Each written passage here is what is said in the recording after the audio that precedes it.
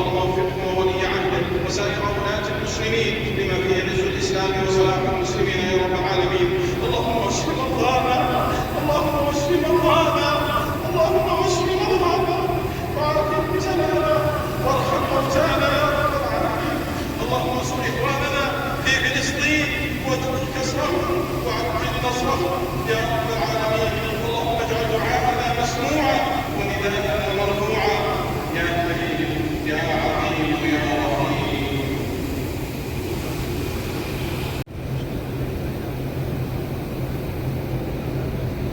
बिस्मिल्लाहिर्रहमानिर्रहीम। अस्सलाम वालेकुम। मैं मोहम्मद शबीर और आप देख रहे हैं मदीना व्लॉग।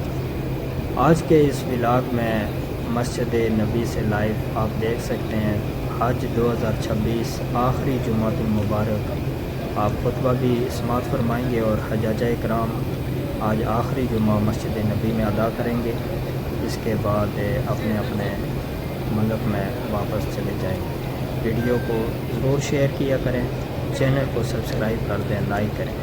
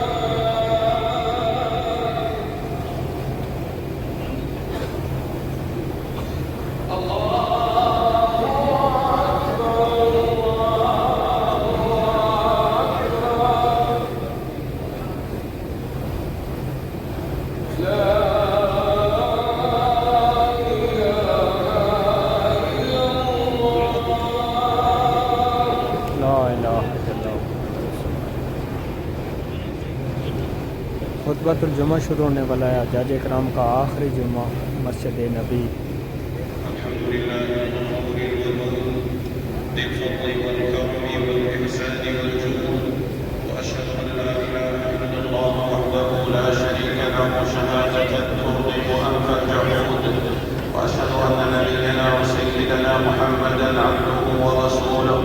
أشرق نور رسالته بالتمائم والوجود وبدد ظلام الجهل وليالي الرسود صلى الله وسلم عليه وعلى آله وأصحابه ما نام حمر وغرق عود. أما بعد فيا أيها المسلمون اتقوا الله تقوى من استقام على الأوامر وانتهى عن المناهي والمناكر. يا أيها الذين آمنوا اتقوا الله حق تقاته ولا تموتن إلا وأنتم مسلمون.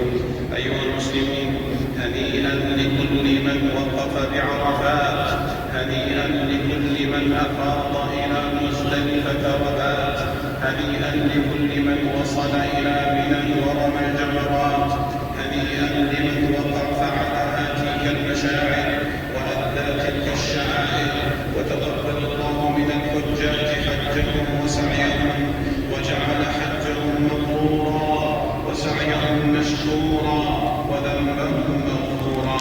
أيها المسلمون، من فاته في هذا العام الوقوف بعرفة فليقم لله بحقه الذي عرفه، ومن حيل بينه وبين المبيت بمزدلفة فليدم على طاعة مولاه الذي قرب الطائع إليه وأزلفه، ومن لم يكن مع من بات بمنى فليطع ربه على الدوام وقد بلغ المنات. يا من حججتم البيت العتيق وجئتم من كل فج عميق ولبيتم من كل طرف سحيق، قد كمل بفضل الله حجكم وتم تفثكم، وها أنتم تتهيئون للعودة إلى دياركم وأبصاركم، فاحذروا العودة إلى التلوث بالمحرمات والتلوع بالمعروفات والتحاف المسبات، ولا تكونوا كالتي نقضت غزلها من بعد قوة أنكاثا، امرأة حمقاء خرقاء ملتاثة العقل تجهد صباح مساء في معالجة صوفها، حتى إذا صار خيطا سويا ومحكما قويا عادت عليه تحل شعيراته وتنقض محكماته وتجعله بعد القوة منكوثا وبعد الصلاح محلولا، ولم تجد من صنيعها إلا الإرهاق والمشاق. فإياكم أن تكونوا مثلها فتهدموا ما بنيتم وتبدلوا ما جمعتم وتنقضوا ما أحكمتم.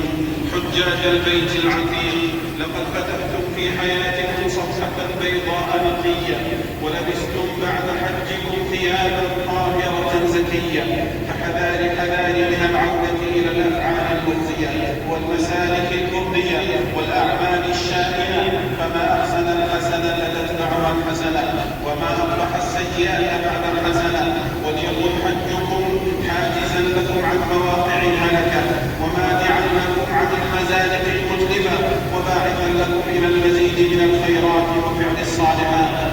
سئل الحسن البصري: ما الحج المبرور؟ فقال: أن تعود زاهدا في الدنيا راغبا في الآخرة. أيها المسلمون، ما أجمل أن يعود الحاج بعد حجه إلى أهله ووطنه بالخلق الأكمل والعقل الأرسل والوقار الأرسل والعرض الأصفر والشيم المرضية والسجايا الكريمة.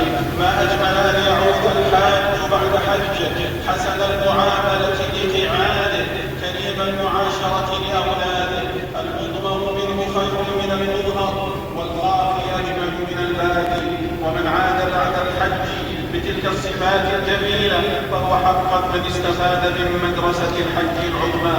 أيها المسلمون، إن مناسك الحج وأعماله تذكرنا أن العبادة حق لله لا تصرف إلى غيره، لأنه خالقنا وموجدنا وهو وحده الذي تسلم النفوس إليه وتوجه الوجوه إليه وتسقط له الخلائق في طلب الحاجات والعيال من المكروهات والاستغاثة عند الكروبات. فكيف يصرف الحج بعد ذلك حقا من حقوق الله من الدعاء والاستغاثة والذبح والنذر إلى غيره؟ والحج لمن عاد بعد حجه يستغل بأموات أو يطوف حول أضرحة الأموات أو يذبح للجن والشياطين أو يجعل أصحاب القبور وسطاء بينه وبين رب العالمين. أي حج لمن عاد بعد حجه يأتي المشعوذين والسحرة ويصدق أصحاب الأبراج والتنجيم وأهل الطيرة ويعلم التمائم ويأتي البدع الشنيعة المنكرة.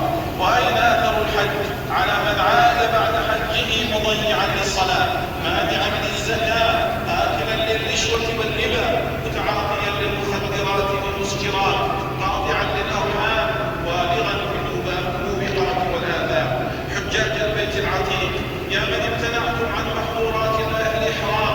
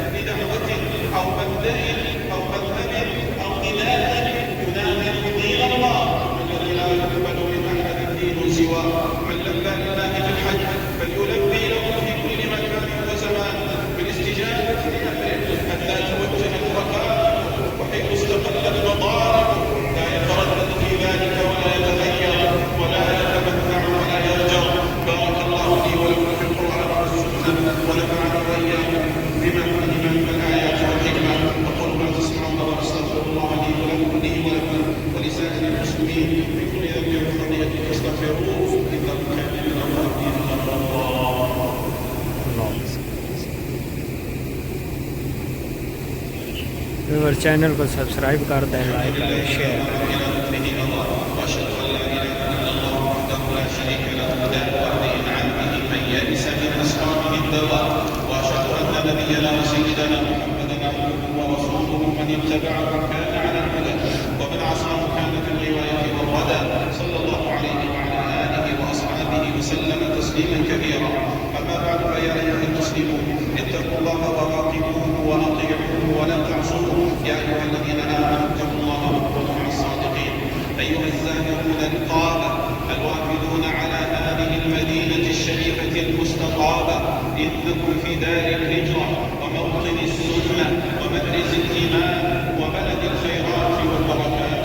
عن ابي هريره رضي الله عنه ان رسول الله صلى الله عليه وسلم قال: اللهم ان ابراهيم عبدك وخليلك ونبيك واني عبدك ونبيك وانه دعاك لملكك واني ادعوك للمدينه بمثل ما دعاك لملكك ومثله معه.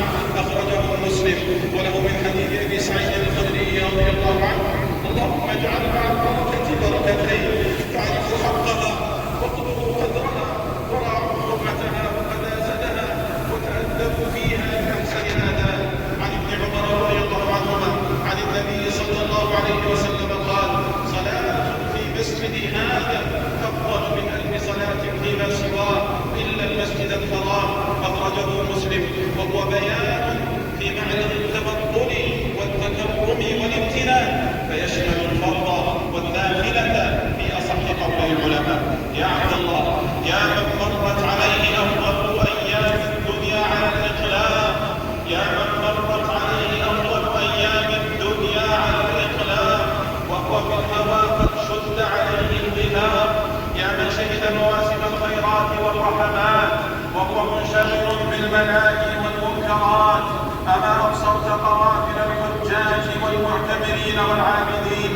أما رأيت تجرد المحرمين وأكف الراغبين ودموع التائبين؟ أما سمعت صوت الملبين المكبرين المهللين؟ فقل لي بربك أي شيء أشغلك وأتاك، وأي أمر صدك عن طاعة مولاك؟ يا من راح في المعاصي وغدا يقول سأتوب اليوم أو غدا، تذكر ليلة تبيت في القبر منفردا، وبادر بالمتان ما دمت في زمن الإنظار، وأقلع عن الذنوب والأوزار. قل يا عبادي الذين أسرفوا على أنفسهم لا تقنطوا من رحمة الله، لا تقنطوا من رحمة الله، لا تقنطوا من رحمة الله، إن الله يغفر الذنوب جميعا إنه هو الغفور الرحيم. وصلوا وسلموا على أكمل الأهل شفيع وقرة، ومن صلى عليه صلاة واحدة صلى الله عليه بها عشرة. اللهم صل وسلم على نبينا وسيدنا محمد